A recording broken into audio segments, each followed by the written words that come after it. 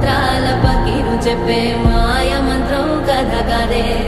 చంటోళ్లను భయపెట్టే భూచోడి కథ కదే తాత ముత్తాతమ్మల భూతాల కథ కదే